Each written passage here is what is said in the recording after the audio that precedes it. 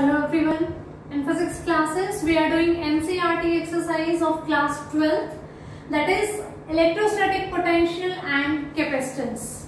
It's the first 9 numericals we have already done, so we are going to start from the numerical number 10. So let's read the statement of numerical 10. It is saying that a 12 picofarad capacitor is connected to a 50 volt battery. How much electrostatic energy is stored in the capacitor? A direct question is there. Capacitance is given 12 picofarad and it is connected to a battery of 50 volt. Now they are asking that how much energy is stored in this capacitor. We have done this topic when we were doing the theoretical questions of this chapter. The stored energy is given by half CV square. We were having two more formulas also. U was equals to Q square by 2C. U was also equals to half QV and U is equals to half CV square. At the time of topic also I informed you that the numerical statement which values are given to you are going to decide that we can use which one formula. So here we are given with the C and V value, capacitance and potential. So out of these three formulas we are going to use this one, not this one. Okay, we can use this one also. For this we need to first find out the Q, then we can use this one. So directly we can find it this, means without calculating the value of Q. So the capacitance is 12 picofarad. It will be 12 into 10 to the power minus 12 farad. Put the values directly and we get the answer. U is equals to half. C is 12 into 10 to the power minus 12 into V square, means 50 into 50. Okay, 2 6s are 12, 6 5s are 30, means 300 into 50. So 150 00 into 10 to the power minus 12, or we can write 1.5 1 2 3 4 into 10 to the power minus 8 joule. So this one will be the energy stored in the capacitor. We have three formulas for energy. We will use that formula according to which our statement is there.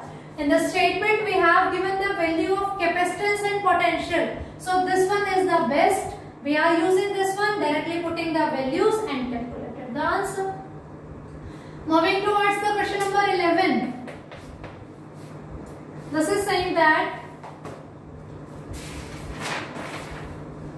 a 600 picofarad capacitor is charged by a 200 volt supply. It is then disconnected from the supply and is connected to another uncharged 600 picofarad capacitor.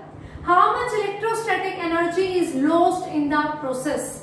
The same topic we have done, that the redistribution of charges means when two capacitors are connected with each other, charge will flow from one to another, from high potential to low potential. Okay, and there will be a loss of energy, and that loss of energy was given by the formula C1 C2 into V1 minus V2 whole square upon 2 into C1 plus C2, where these are the two capacitances C1 C2 of two capacitors which are connected with each other, and V1 V2 are the potentials. Okay, now 600 picofarad capacitor is given. The first one is 600 picofarad and it is connected to a 200 volt supply.